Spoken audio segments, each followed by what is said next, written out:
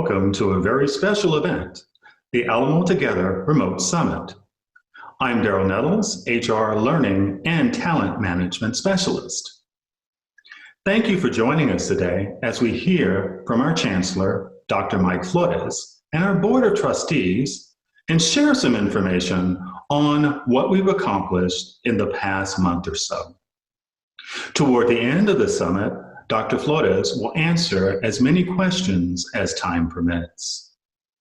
Thanks again for being here. Let's get started. Good morning. I'm Joe Alderete, the Vice Chair of the Alamo Community Colleges, and on behalf of our trustees, I want to welcome you here this morning. These are amazing times of great opportunity for our Alamo Community Colleges team. This is a time we're going to be measured on the success of our students. I want to welcome you again in behalf of Marcelo Casillas, our chairman, Secretary Ana Bustamante, Assistant Secretary Joe Jesse Sanchez, Roberto Zarate, Jose Macias, Jean Sprague, Yvonne Katz, and Clint Kingsbury. We are part of your team. Thank you for being here today. Thank you to the entire board. I'm glad that we're all here together this morning, even virtually, for all of us to connect. I want to thank the presidents for being here with us, Dr. Rick Baser for Northwest Vista College, Dr. Veronica Garcia from Northeast Lakeview College, Dr. Adina Williams-Lawston from St. Philip's College, as well as Dr. Robert Gatza from Palo Alto College and Dr. Robert Vela from San Antonio College. I want to thank them for their leadership. I want to thank the rest of my colleagues on the leadership team, Dr. Adelina Silva, Vice Chancellor of Student Success, Dr. George Raley, Vice Chancellor of Academic Success, Mr. Robert McKinley, Vice Chancellor of Economic and Workforce Development, as well as Dr. Tom Cleary for Planning, Performance, and Information Systems, and Dr. Diane Schneider for Finance, Fiscal Affairs, and Administration. The leadership team, all of us working together with all 5,000 of you, have ensured that we were successful under the vision set by the board in transitioning 65,000 students and 5,000 of our colleagues to be able to work remotely, teach and learn remotely within the span of just a couple of weeks. I'm glad that we're able to connect even virtually this morning, and I do miss, along with all of you, the opportunities that we've had to connect face-to-face, whether that be at DSO or any one of our 5 colleges. I appreciate the opportunity that each of us have had day in, day out over these past few weeks to connect via our screens or laptops, to be able to laugh, to share, sometimes to be able to comfort each other, to extend a hand of help, and to also be able to stand by our side virtually so that we're able to meet each day, day in, day out, student success and performance excellence. So I want to thank each and every one of you. I want to assure you that with the support of the board, the leadership team, and stakeholder groups, that we're working to ensure that we can provide for each of our 5,000 employees this fiscal year, and to ensure that we can provide operations next fiscal year and the following during this unprecedented time. Thank each and every one of you for what you've done to back each other up and to ensure that we provide support for 65,000 students. This organization, far none, is the best community college, but the best organization. I think as we look at what we've done over the past few weeks, it's apparent that we're a high-performing organization, and it's apparent that we do right by our community to ensure that we're successful. Thank you, each and every one, and I look forward to this morning's engagement and look forward to the questions and answers to follow.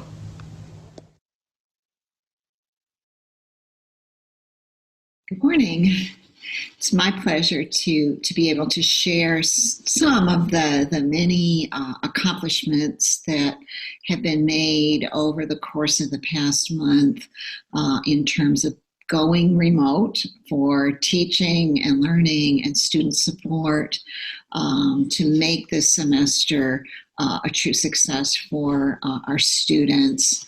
We've all been challenged to learn how to perform in new and strange and different ways over the past month, and everyone has risen to the occasion to produce some really remarkable results that we would like to share with everyone, just in case you didn't know all of the incredible things that are going on. When we first became aware back in late February, early March, we created a COVID plan. We did that with a team, a task force of faculty and staff from all of the colleges and DSO. We put together a plan that had 3 objectives, and they were pretty simple, pretty straightforward. Seemed like they made sense at the time, and as we've gone forward, they really have been good guiding lights for us.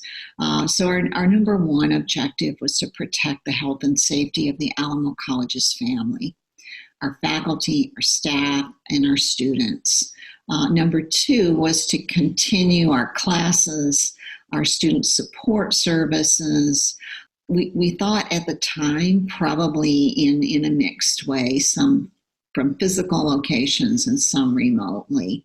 But we held out the possibility for objective number 3 that we might have to go completely remote. So our 3rd objective was to prepare to conduct all courses and all operations online 100%. We were, as a family, prepared pretty well to meet the challenge of going 100% remote back that week of March 17, 18, 19. So just to take a look at some of the performance indicators of success that we're already seeing in terms of objective number 1, protecting health and safety. Everyone did just an incredible job of grasping the importance of social distancing early. People were preparing to go 100% remote, but they were also preparing to be here if necessary in ways that were safe and protective of everyone's health and well-being. As of March 20th, we saw 100% of our courses had gone remote, which is extraordinary. We have seen also in that same week that 98% of our workforce, over 5,000 employees, has gone remote, and they remain remote. The 2% of employees that are still on site are just incredibly important to all of us. They are keeping the infrastructure in place and up and running in terms of IT, in terms of our police force, and our facility services. We have just over 100 employees that are here day in and day out, keeping things running. Everyone, as we've moved into this remote mode, has just worked with an extraordinary amount of flexibility, creativity, and collaboration to make things work for the Alamo Colleges team and for our 60,000 plus students. And so objectives 2 and 3 are really focused on continuing student support and teaching and learning for all of those students who depend on us. The indicators of success are very impressive. Each advisor is sending a weekly conversation starter email and a 2-way text to each of their assigned 350 students. That process generated over 300,000 conversation starter connections between advisor and advisee. That laid the groundwork to make sure that all of the students made a successful transition. They knew how to transition from face-to-face to remote learning. 95% increase in advising sessions with students since going remote. One of the colleges is reporting a 50% reduction in advising appointment cancellations. We're also seeing a 200% increase in chat advising participation. So students are not just connecting with their advisor, they're connecting with their fellow students to learn about continuing their educational journey here at Alamo Colleges. So that's awesome. The Disability Services Support Team has done some special work to reach out to students they support to make sure those students have special resources that would be available to make their remote learning experience more effective. They have been running training sessions online for students to learn how to use Chromebox, that's a screen reader for browsers like Chrome, and Kurzweil text-to-speech software, which would facilitate their work in class. We've also got a very strong effort continuing with Alamo Promise. As of last week, we had over 5,000 who had already completed all of the items in their packet to be enrolled for fall. So that's a very encouraging number, and that number continues to grow. It's the intention of the Alamo Promise team that the vast majority of the 8,000 will be with us in the fall.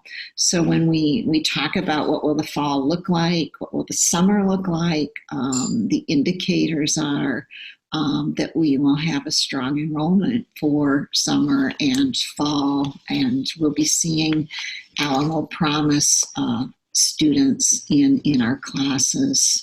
In terms of teaching and learning continuity, we've seen similar indicators of success. They're equally impressive. Our faculty have made special efforts to reach out personally to each one of their students to make sure that their transition to remote learning is effective, and they're facilitating connection for those students, be that accessing additional technology. Do they need a laptop? The faculty have been just extraordinary in making that outreach effort and that personal connection we've learned through the past month is just very, very important to employees and to students.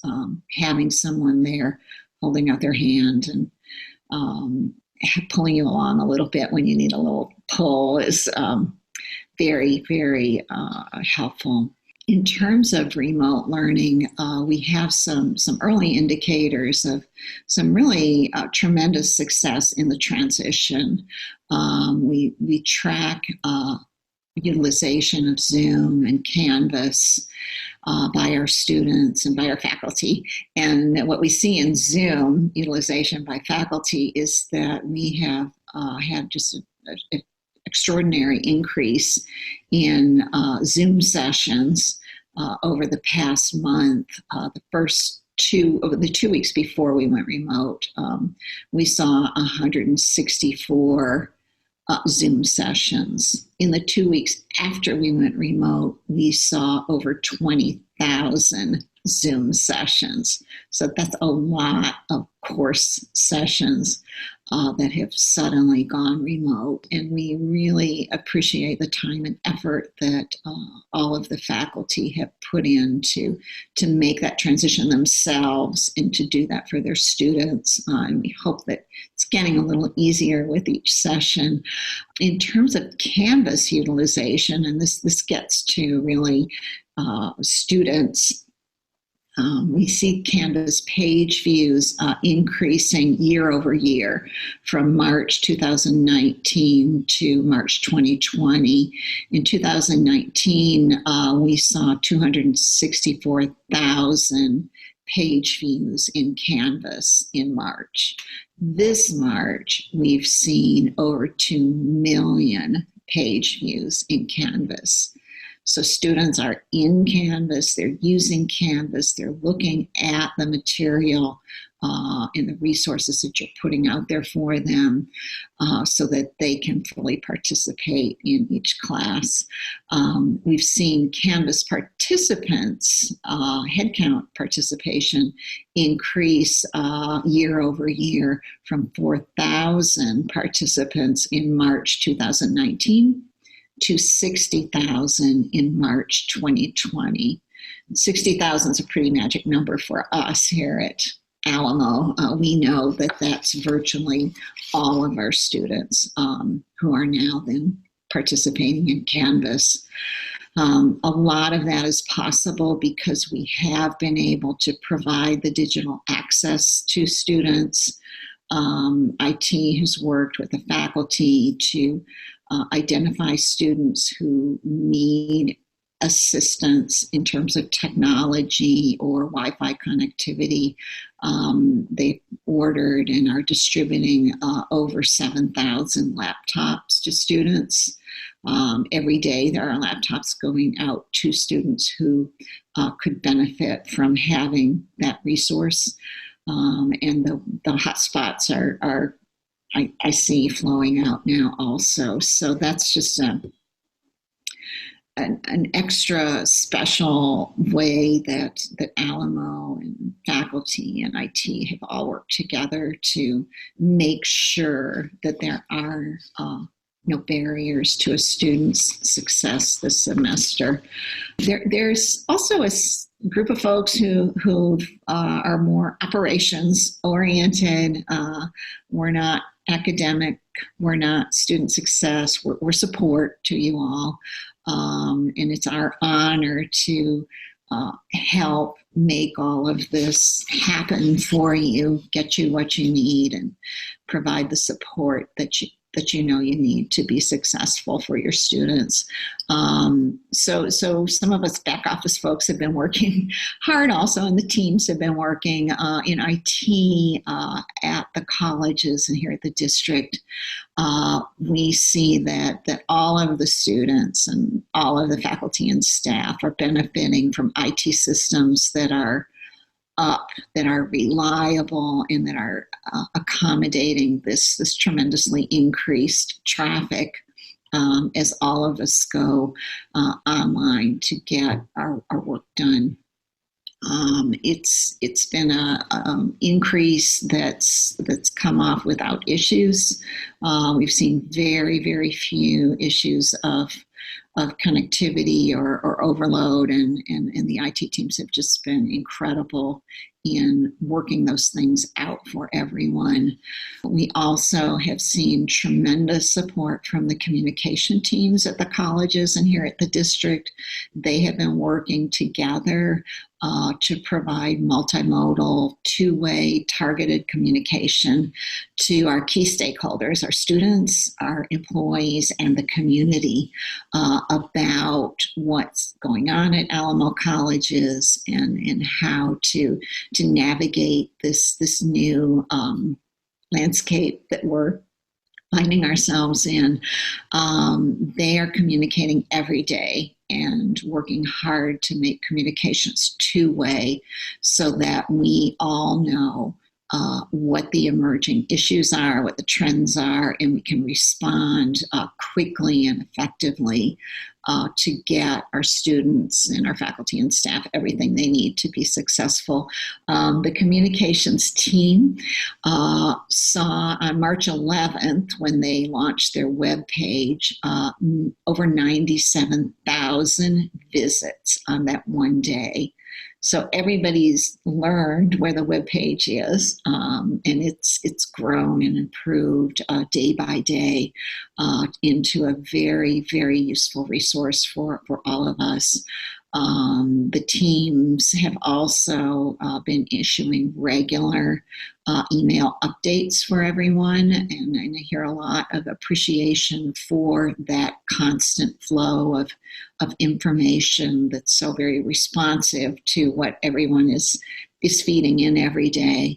The external media is paying attention. We've had over 150 media mentions regarding our response to COVID, and I'd say, they've been positive, and we are appreciative of that recognition, and deserve it. We've also seen a great growth in social media engagements, over 18,000 engagements in the initial weeks, and thousands of social media messages received and responded to. So the communication is flowing. We have a lot of folks telling us communication is actually better now than it ever was. On the HR side and the people side of things, we've been trying hard to do regular contact outreach to every employee. We have a team in HR of our HR partners and other members of the team that spend most of their day, every day, reaching out to employees, doing what we're calling virtual rounding calls. So if you get a call from us, you're not in trouble. We're just reaching out to make sure you're okay, and to identify any barriers to your success that we or Alamo might be able to help you with. We did, over 1,000 calls the first 3 weeks of going remote, and what we're hearing from employees is so impressive, and because we're experiencing it ourselves, we know that it's true. We have, by and large, we have the technology we need to do our jobs. That's reported almost every day. And those who didn't have what they needed have been appreciative of everyone's efforts to get them what they needed. Employees report that their confidence in working remote and using all this new technology is growing every day, and people have sort of settled in at this point and have kind of got their arms around the job, as it exists in this new environment. And again, the reporting that there's a tremendous sense of connectivity with our colleagues. There's tremendous connectivity with leadership, tremendous connectivity with students, and that's it's very reassuring, and it's supportive, and it's always reported as appreciated. So if you're reaching out to your colleagues, keep it up. People appreciate it. If you're checking in on your students, keep it up, because they appreciate it. These are difficult times, difficult days, and having someone look after you a little bit is very, very welcome and appreciated. Our employees have just, overall just impressed us in this last 4 to 6 weeks with incredible levels of courage and tenacity and resilience in the face of just, an unbelievable challenge. We know, and employees report to us in the rounding calls, that the juggling of work life is difficult, and employees have started calling it, and now we've started calling it not work life, but life work balance. That's a whole new animal for all of us, and we're finding that our employees are juggling their job at the kitchen table with their kids who are needing help with their homework, and their spouse or significant other who is also working at home and trying to keep the wheels on everything. It's a challenge just to go to the grocery store. It's a challenge to just make it through some days. And we know that, we hear that from you, and we know that you're working very hard to do everything you feel you owe to your students and to your college. And we so very appreciate that. When we reported all of these outcomes to the board last week, they were in awe. They knew that you were good. They said they knew that you were good. They knew you were a Baldrige winner, but they had no idea what you were really capable of doing. And, difficult as the situation is, it's really highlighted what an incredible group of people we have. So thank you. Thank you so much for everything you do.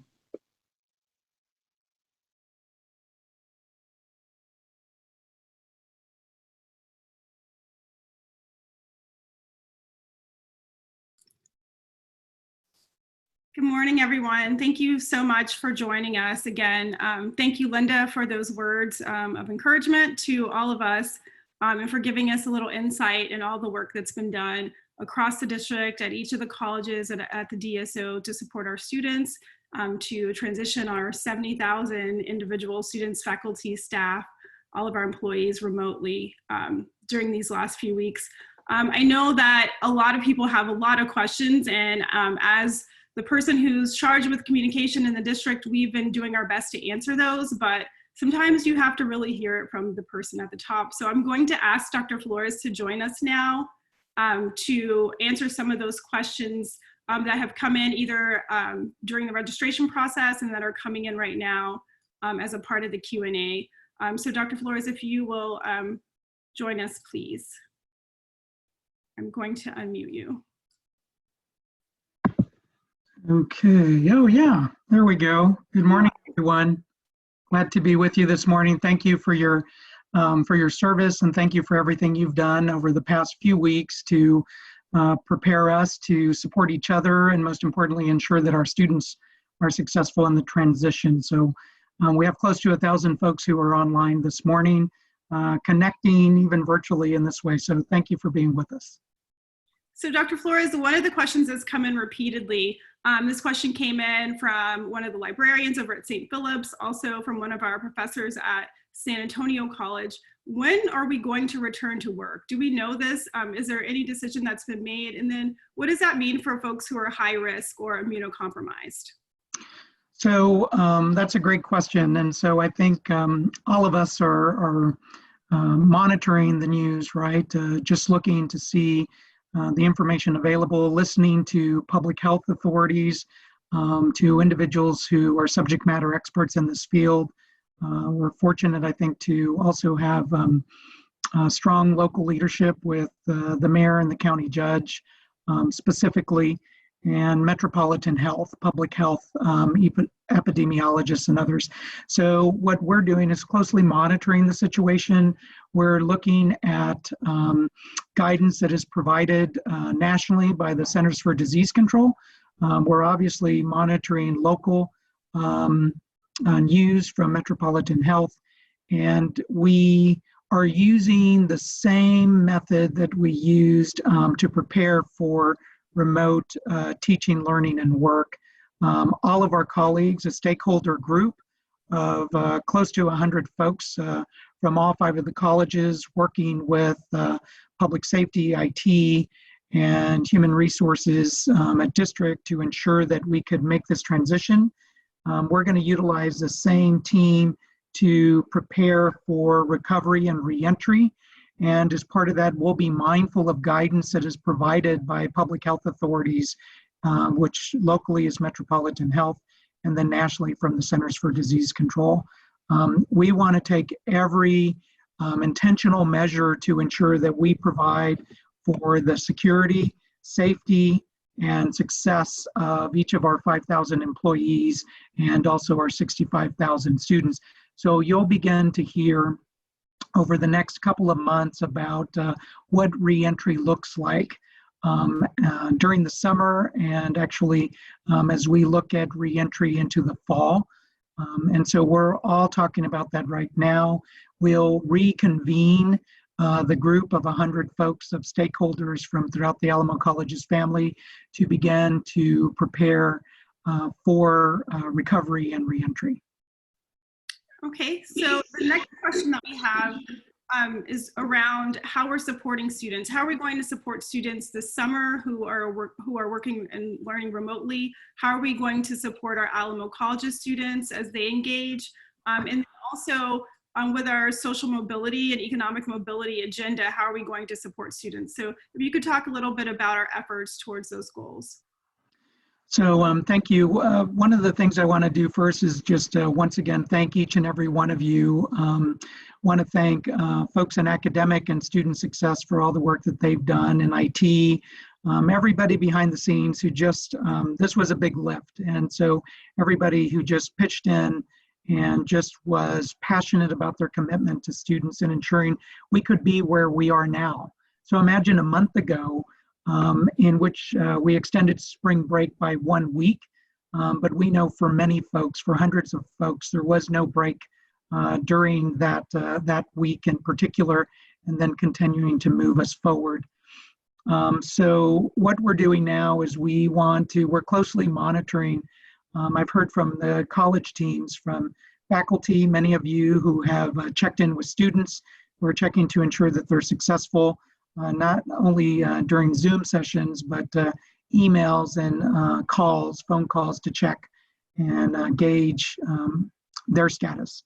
From certified advisors, from peer advisors, academic support, team members who are checking in to ensure that students have what they need, that they have available information, and that they're able to cross the finish line, right? That they're stable, they have their footing in each and every course this semester, and that they're moving towards completion in their courses. So as part of that, one of the things that we're fortunate is that all 5 of the colleges, that San Antonio College and Palo Alto College initially, and the St. Philip's College, Northwest Vista, and NLC, this year stood up the student advocacy centers. So through the network, we've been able to provide wraparound support services. Initially, that was face-to-face on each of the college campuses, and now we're able to do that remotely. And we're also, through the student helpline that's just based at SAC, but you're able to connect virtually and over the phone with individuals to provide wraparound support services. So I think that's very important to be able to do that. We've had emergency grant aid, close to $500,000 over the last couple of years that we've been able to directly provide to students. And now we're going to utilize the Student Advocacy Network, working with financial aid to ensure that we can directly deliver $11.5 million in federal assistance to students to help them to pay their rent or their mortgage, make their car payment, perhaps most importantly, be able to buy groceries for themselves, their parents, or their children. And so those are the ways in which we'll continue to promote economic and social mobility through emergency grant aid, through ensuring that students can pay their tuition and fees, that they can continue from the spring into the summer. You'll be hearing news beginning early next week about a revised Fresh Start program for the fall and the spring, which we're calling Clean Slate, and then also an expanded summer momentum program that is going to scholarship assistance for each and every one of our continuing students, and will also ensure that several thousand Alamo Promise scholars are able to start on the right foot beginning as early as June. So those are the ways in which we'll continue to expand economic and social mobility, which is needed now more than ever with the COVID period. So there are a lot of questions coming in related to transfer, credit, no credit. What does this mean for our students? Are we working with other institutions to ensure that we have our students' best interests and that they'll be able to go on and be successful? Can you talk a little bit about the decision to offer that and how it's going to benefit our students? Yes, I first want to thank, as we went through each of these steps, and I think one of the things that you heard from Vice Chair Alderete and also in the report out by Linda is we're really fortunate as an organization that the Board of Trustees have been very consistent in student success and performance excellence. But I think you've seen that every month in the board meetings in which they have said, tell us what you need. We support you. In fact, I was really heartened when we did the first report out, Alamo Colleges, to the board, and the trustee said, we want to affirm this plan. We want a resolution to show you and to demonstrate the alignment from the Board of Trustees to the leadership team and to faculty and staff and students that we support the plan that hundreds of folks within Alamo have put together. You see this in the pass-fail or credit, no credit work.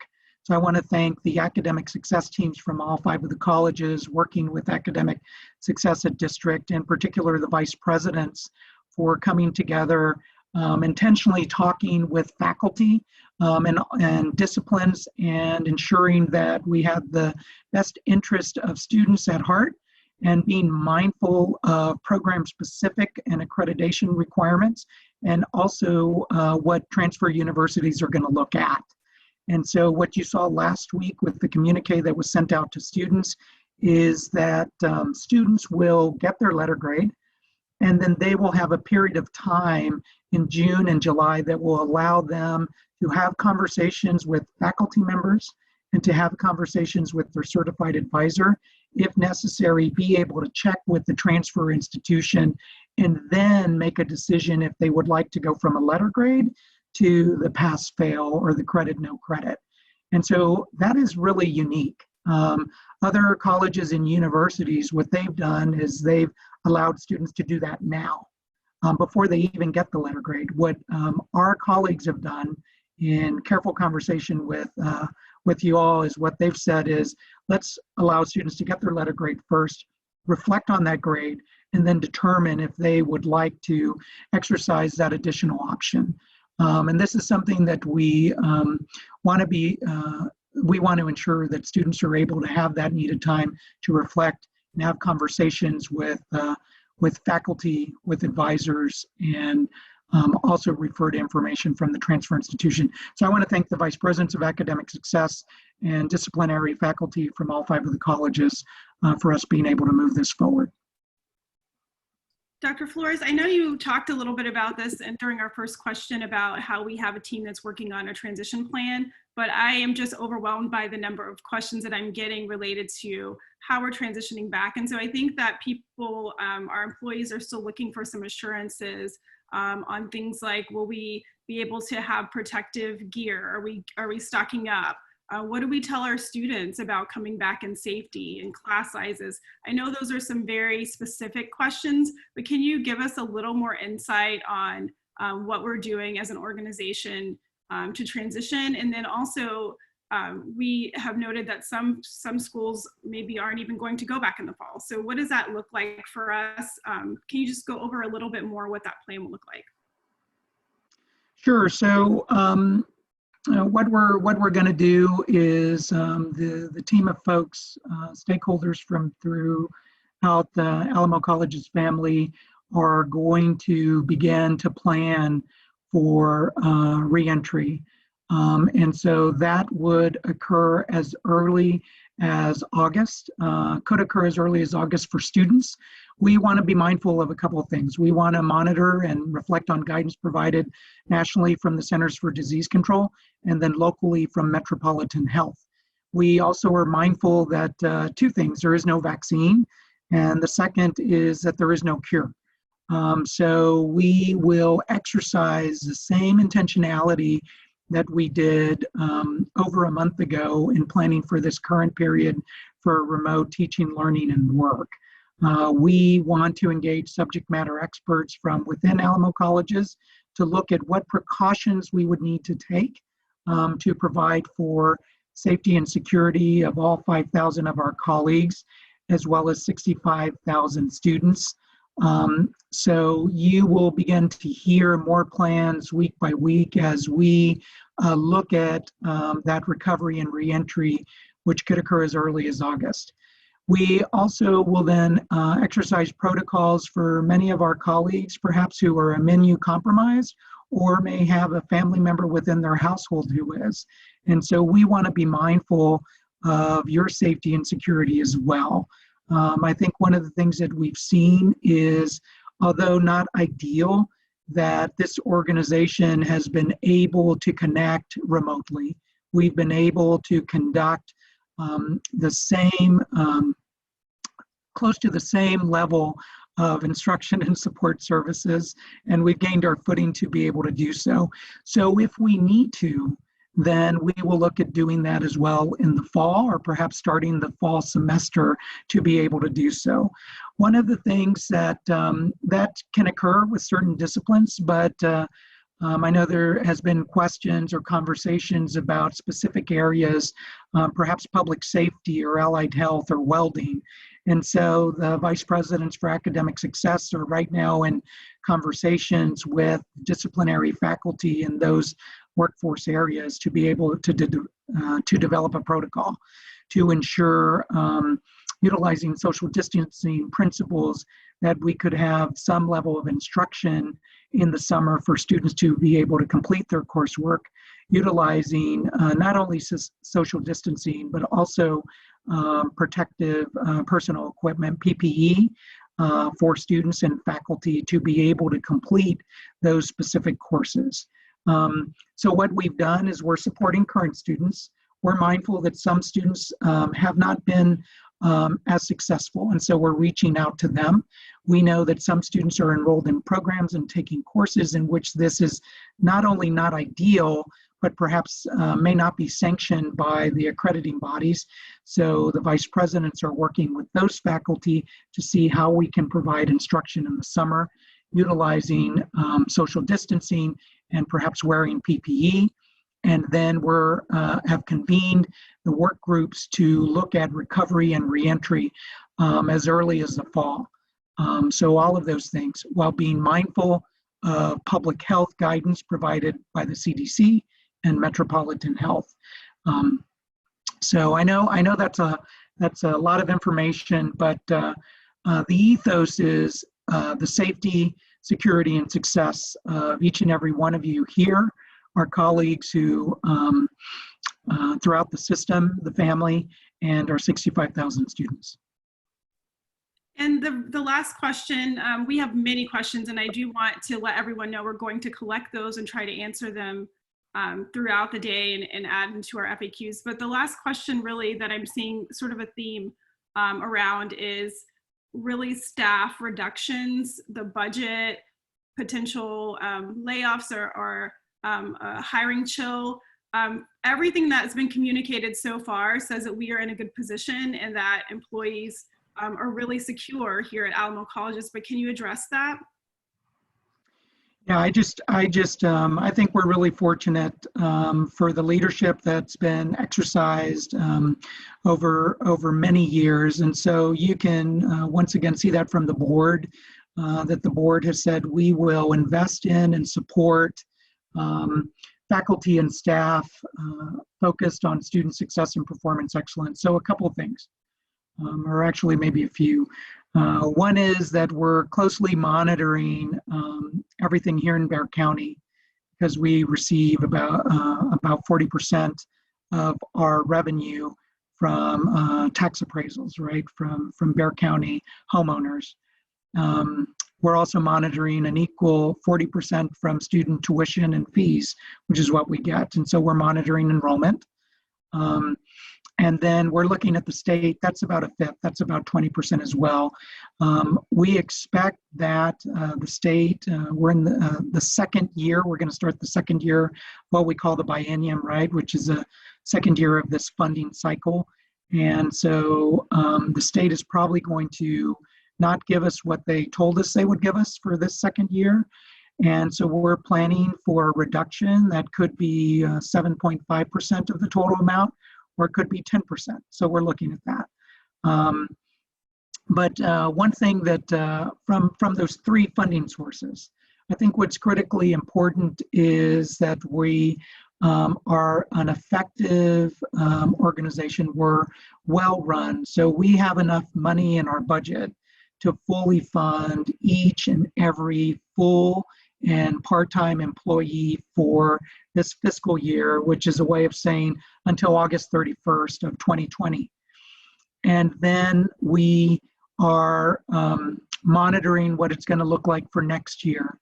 But we will have enough money to run next year as well. And then the board has reserves, and we have what's called a fund balance, which is kind of like our district savings account. And there's about $12 million that's currently available for us to utilize if we need to pull on our savings account. I expect that we won't have to use that, perhaps not even next year, but perhaps even the following year, we can draw on that amount. So we have the resources at this time with current staff, with current full-time and part-time staff, to be able to, what I would say, normalize, to be able to run at current levels for this year, for 2021, and for 21-22. So I would, our intent is to be able to provide, and that's the note that was sent from the board and myself last week, to be able to provide for each and every full-time employee currently, and then to be able to look at ways that we can support students in paying their tuition. That's the expanded summer momentum program that's coming online. And then also to onboard several thousand students for Alamo Promise. And that's also what we're looking at, is to ensure that we can support students in Alamo Promise. So the economic and social mobility agenda moves forward under our vision of student success and performance excellence, with all 3,000 to 5,000 of us supporting 65,000 plus students, and to ensure that we can connect with everybody that could be virtually for now, all the way until August and perhaps into September.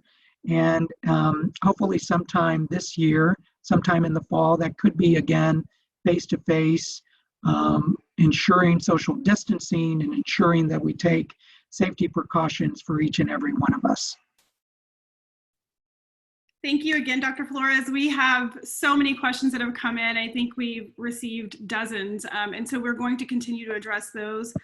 As we close, I know that one of the programs that you helped us to put in place was the Alamo Accolades that we send out every week. So do you want to share a little bit about that and maybe tell us about why you were inspired to have us do that? So I think, one of the things is we are often, I'm often in conversations, I know all of us are, with colleagues who give shout outs to other folks on their team or folks across the campus. And so communication is so important. So I want to thank all 1,000 of you for being on this call this morning, and that's all part of it, so that we can share information, so we can have conversations about what's going on, so we can give shout outs. So the newsletter that Christy and her team sends out several times a week is intended to keep folks informed, and it's also intended to give folks a shout out or a pat on the back. So the Alamo Accolades are all part of that. And I think that that's something we need to continue going forward, to be able to stand by each other, give each other a shout out, a pat on the back, especially during these trying times. So that's the intent. Please keep them coming, and please be able to tell your folks, your leadership at your team, or just drop a note or an email to your colleagues and say, you know what, I really appreciated what you did. And I think that that goes a long way. So I just want to give an accolade to each and every one of you, and to thank you for your commitment, your support and service to our students.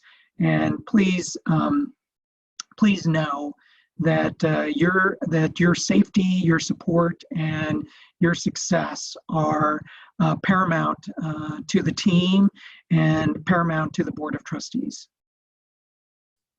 Thank you very much, Dr. Flores. Thank you to our board members who are online with us, Linda for sharing that update, Thank you to all of our partners who helps make this possible. I hope that everyone has a great day. You will expect an email today with the link to this so that you can rewatch it, you can share with your colleagues, and we'll be responding to all those questions that we didn't get to today. I'm seeing a lot of comments saying that this was helpful and asking if we plan to do it again, so we'll definitely plan for that.